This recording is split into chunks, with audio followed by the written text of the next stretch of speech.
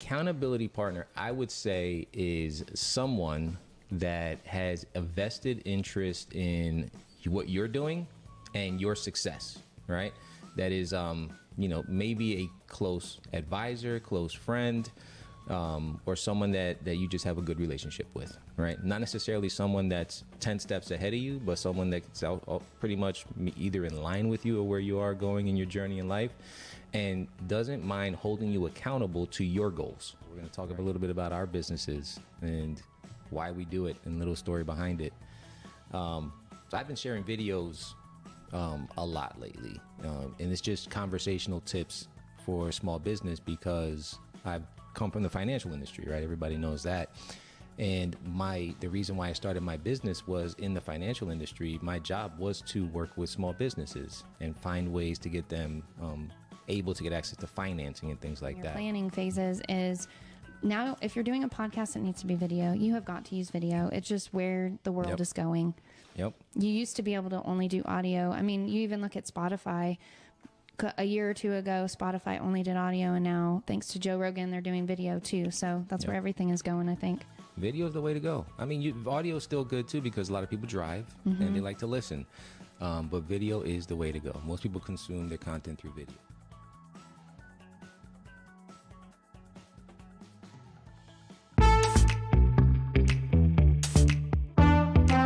The Business Project Podcast. Business can be complicated. We break it down so regular people like us can understand and find success. I'm John Crespo, accountant and consultant. I'm Kacie Bryant, marketer and event planner. If you run a business or want to run a business, welcome to the show. We're back at it. What's up? It's a beautiful day. How'd the camera get all the way back over here? I moved it over there and it came back. It's a Android robot, moves by itself. It's got a mind of its own. It does. What's up, guys? Welcome to another week of the Business Project Podcast. We are live. We are live. Super excited. In for vivo. Another day. We would love, Justine, move it over just that way. No, like the whole thing that way. There we go. All right. That's better. Okay. What's up, guys? Okay. So we have a really good podcast for you guys today. We are talking about growth versus scaling. Wow. Yeah. Interesting. Should we do the whole thing speaking every other word? Let's do that. I like that. It's like a rap song. Yeah. You get your section, I get mine. Yeah. I think that would be a terrible podcast. So growth versus scaling. Definition, man. How are they different? Are they different? They are very different. How are they different? Well, actually, they're not that different because scaling, you grow when you scale, or you grow when you scale, right? But you don't necessarily scale when you grow. Okay. Right? Yeah. So growing is, let's just say you're growing your company, you're hiring people, or you're out there hitting the streets, marketing to bring in more money, so growing can be an expense to the business as well. So you put a lot of money into growing by hiring, at creating new systems, buying new technology and all that stuff. You're growing, or the goal is to grow, to generate more revenue. When you scale, this is my definition. I know you're going to go into a nice little story here. Oh, yeah. You're making fun of mine. You're making fun of my definition. This is going to be funny. Yeah.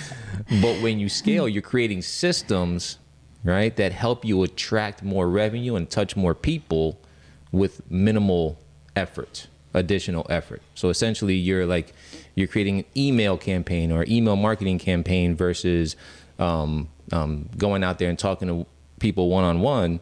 You're reaching 1,000 people through your campaign, so minimal effort, but you're scaling, you're touching more people. So growth costs you money, and scaling creates equity in your company. Yeah. Is that right? That's right. That sound good? That's good. All right, you ready for my analogy? Let's go. Is that the right term, analogy? My analogy? We were brainstorming this, and I came up with this, and they both started laughing at me, but it's really good. I like it. Okay, so are y'all ready for this? Drum roll. So growing is like a flower, and scaling is like a pine tree. Okay. Because dig deeper on that one, please. Okay, so growing is like a flower. So it's like just straight up, and then it buds, and you're like, okay, we're growing, and it buds. But scaling is, there's roots, like deep roots. There's a solid base, there's a solid trunk, and it can create branches, and the branches create branches, and it grows as a more solid structure.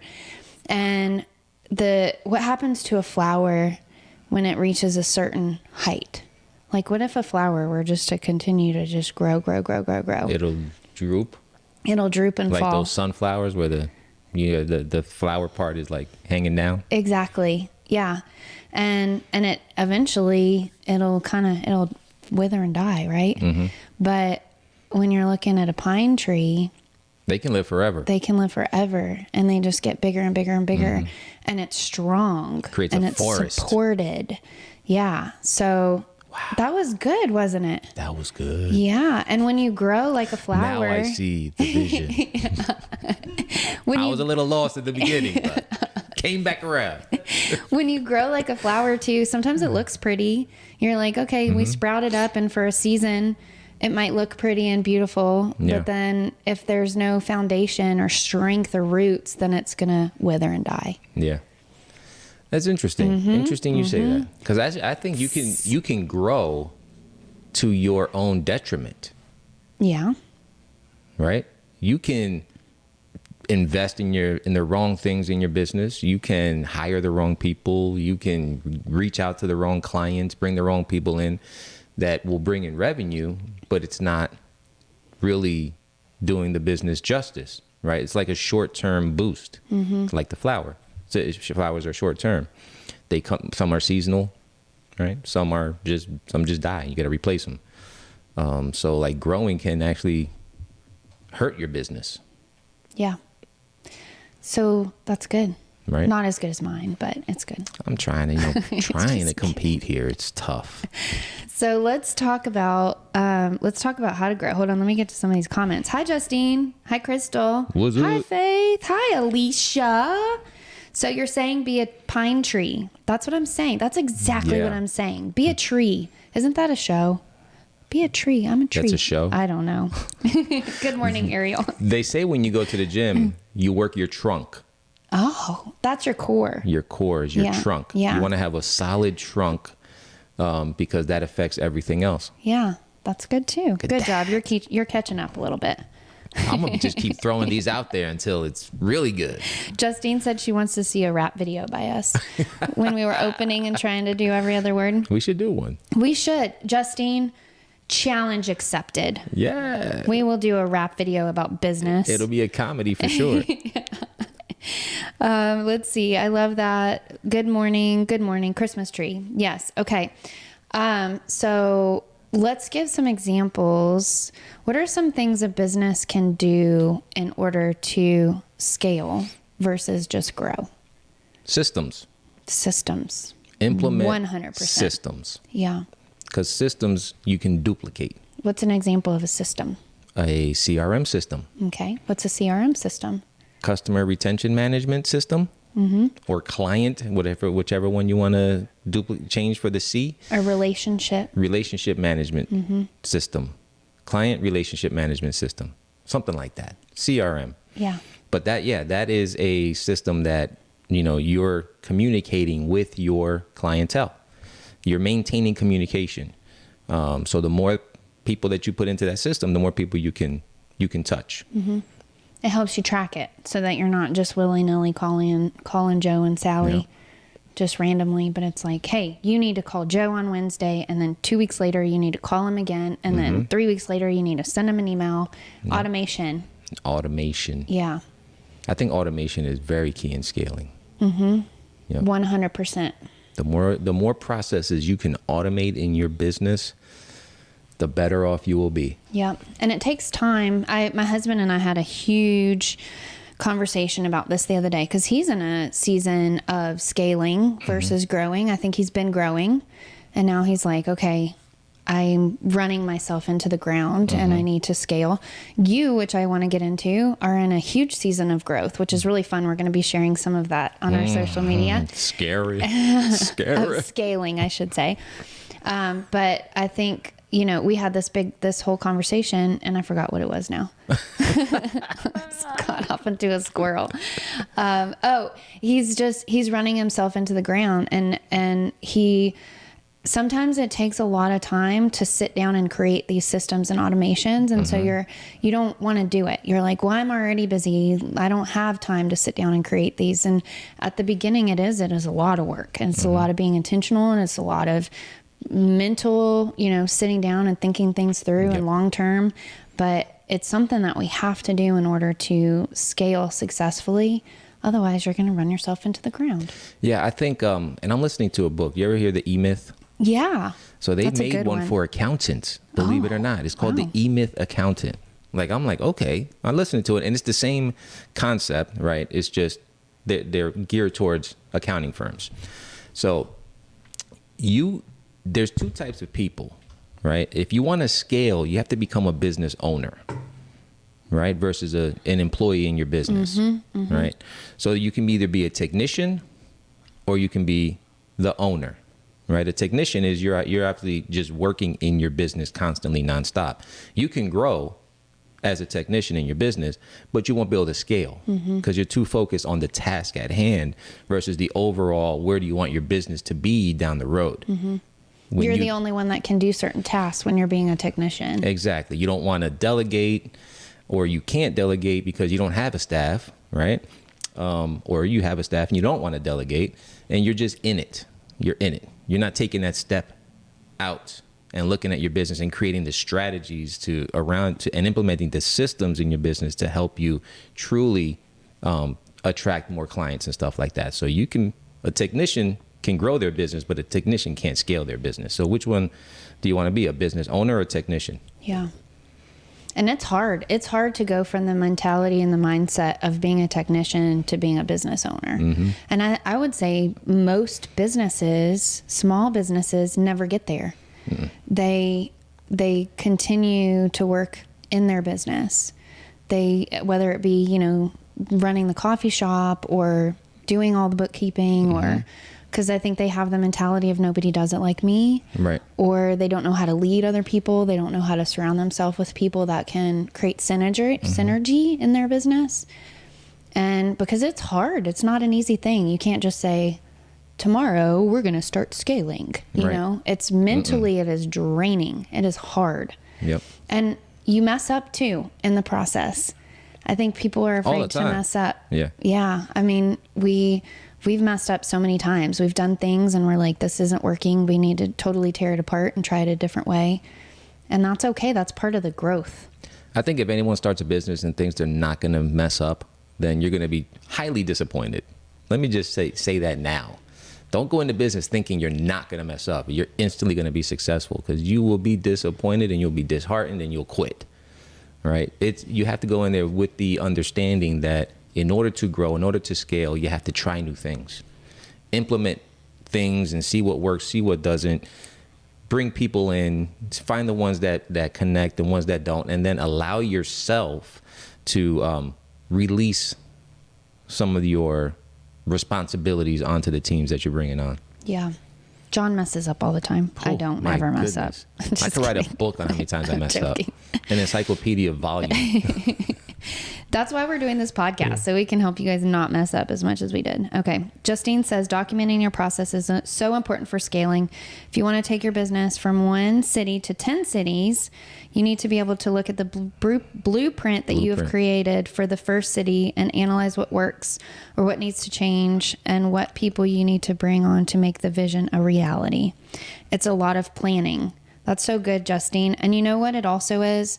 It's a lot of vision casting, which I think as leaders is really hard for us, because we see where we want to go. We see the end results. We've given this vision of, yes, we're here now, but we see the building on the hill, but the building doesn't exist yet. And so getting that from our brain into the people that you're leading and bringing them on that journey and helping them see that vision, that's a really hard part too. It is. That's why documenting it is so important. So bringing that vision down on paper and sharing it with everyone, posting it places so that everyone sees it, and then it becomes that's your sounding call. There was another thing that I want to talk about in that book is the McDonald's, right? Okay. So McDonald's is a good example of scaling, right? How you scale a business. So Ray Kroc he bought the McDonald's store in California, the original store. And his vision was, I can see this all over the country, all over the world, right? He loved their French fries. He loved their process on making burgers and whatever it was. So he created the exact burger size of the burger that had to be created in that, the exact, everything was written down. There were dimensions.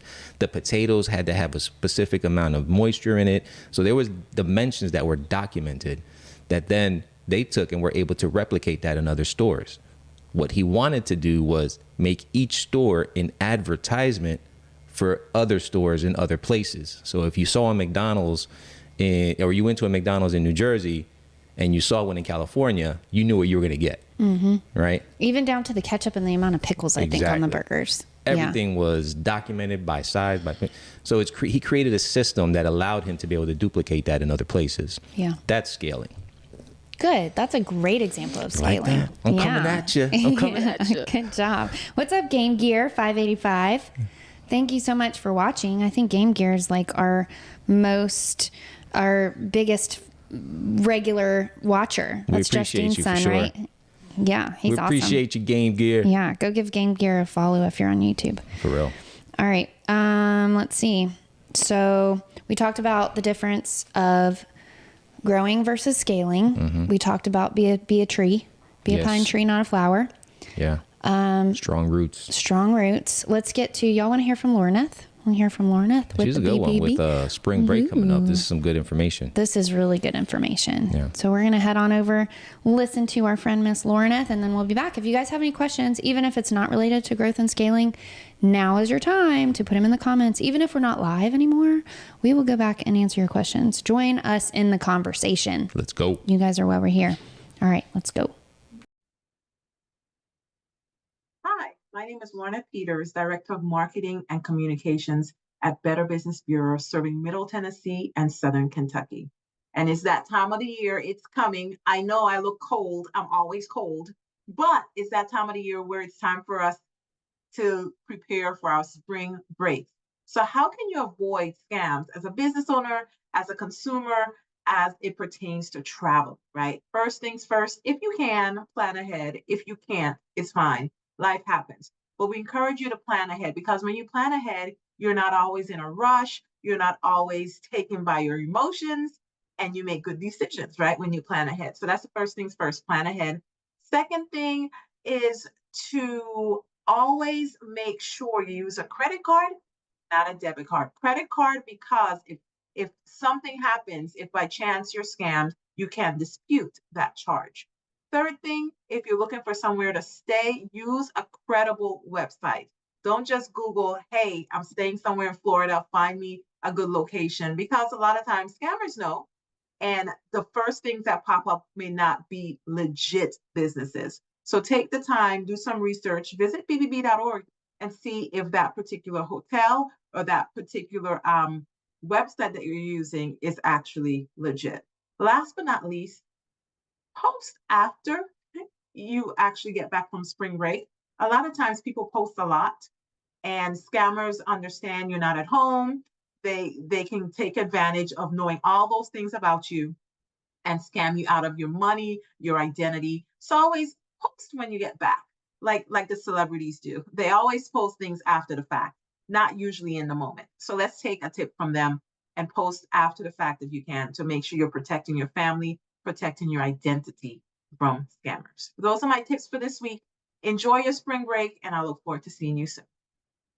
If you need us, I almost forgot, Kacie and John. If you need Better Business Bureau, always feel free to reach out to us. info@gobbb.org. info@gobbb.org. See you soon. Yo. I love that girl. She's amazing. She is amazing. I saw her on Sunday. What up, Lauren? Spring break is coming up. Those are some good tips for spring break. I think some things that we wouldn't normally think about. Yeah. Definitely want to be careful when you're heading out of town. Like, don't broadcast it to the world that, hey, we're going to so-and-so for spring break. We're going to be gone for a whole week. My house is open for you. Yeah. Come and check it out. Yeah. You don't want to do that. Be careful. No. We could do that, though, because we have a pig that would bite your face off. Yeah. And I have 2 monsters in my house. Yeah. Those guys are savages. Are they? Yeah. Don't talk about your granddaughter like that. That girl is something else. I can get into so many stories about her right now. She's sassy pants. Oh, she is very sassy. Talk about growing. Mm-hmm. Yeah. Yeah. Oh my God. Too fast. Too fast. That's another thing. What? You got to control your growth. Mm-hmm. Sometimes you can grow too fast. That is true. And that becomes dangerous. Yeah. Because your mind is not ready for that growth. Mm-hmm. Set yourself up for failure. So I got to slow my granddaughter down. She's growing too fast. Yeah. So let's get into your growth story, because you've got some really exciting things going on. Your scaling story. Yeah, the goal is to scale. Yeah, you're about to scale, and we're gonna be talking about this. You guys can follow our journey on social media for the Business Project social media, because I'm gonna document it, because you're taking a leap of faith. I am taking a leap of faith. Slapped me in the face the other day. I will say that, because I was like, John, what are you doing? Why are you doing this? And you're like, Kacie, where's your faith? Right? I can't afford this. I ain't got no money. John he's renting a huge space, 8 offices. 13 offices, about as opposite on the side of town as you can get from my house. Are you trying to run from me? Is that why you did that? You're like, leave me alone. Well, our town is just so big. It's like, 20 minutes is normal drive in Clarksville. This is true. But you're just taking a leap of faith, and you talk a little bit about your scaling story, where you are now and what your vision is. Yeah. Whew.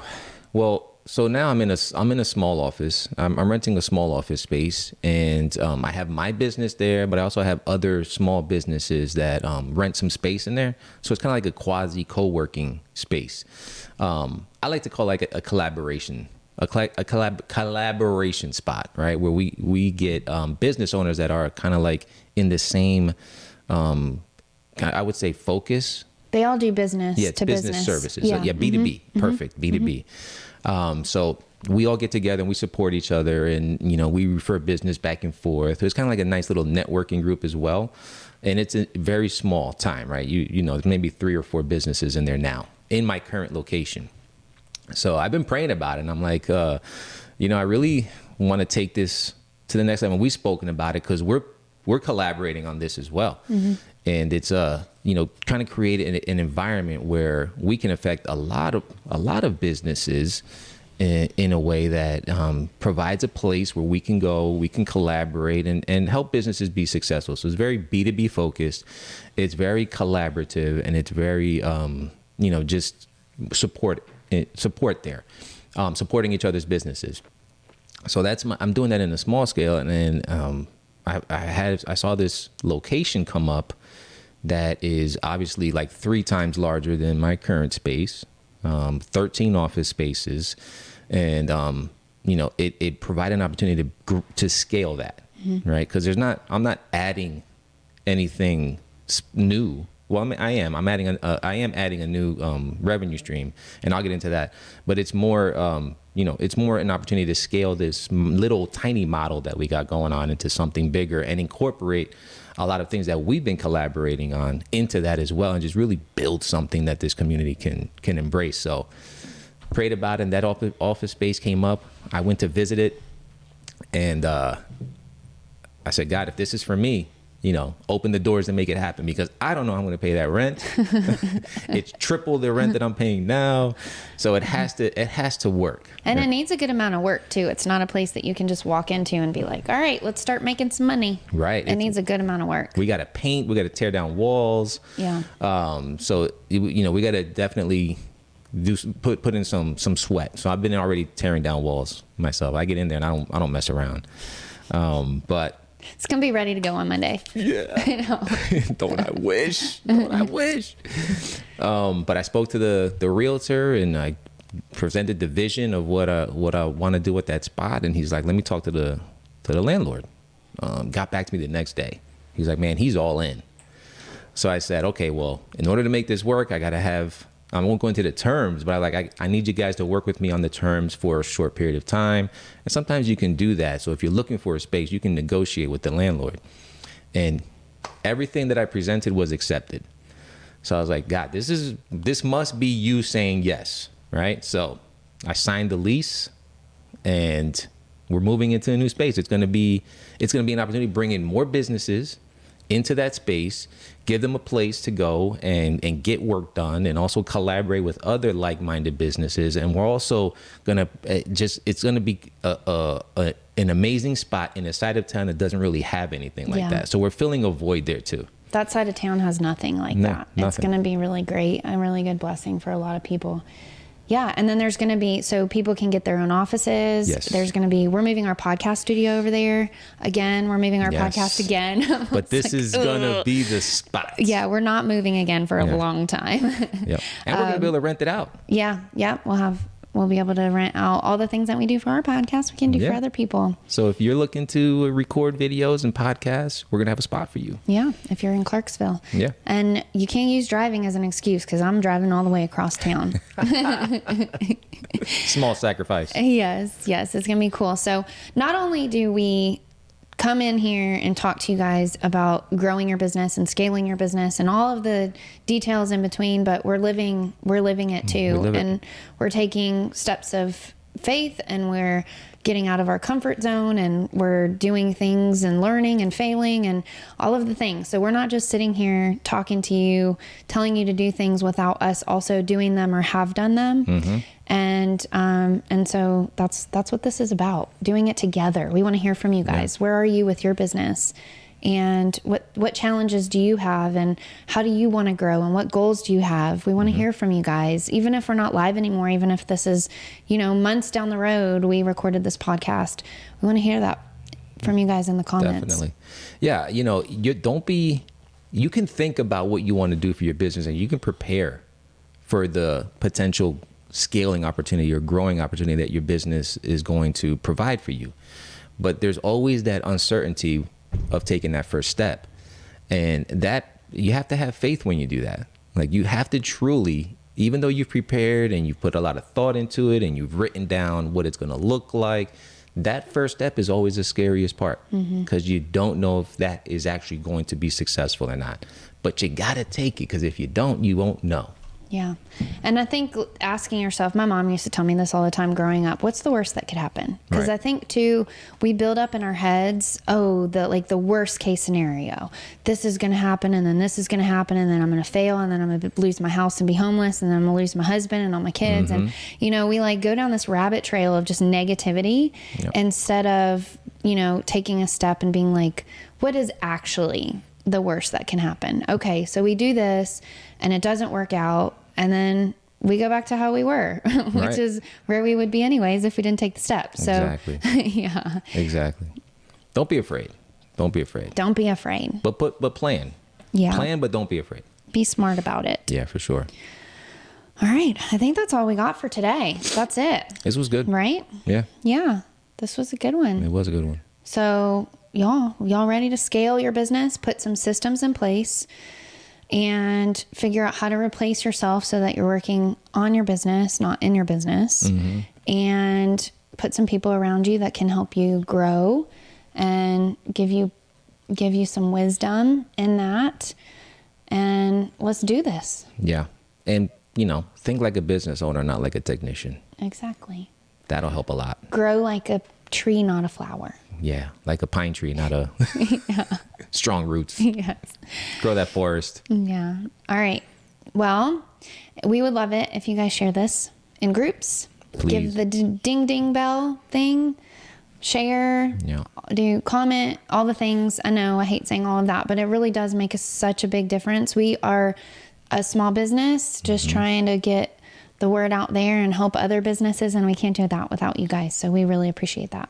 Yes, we do. Thank you so much.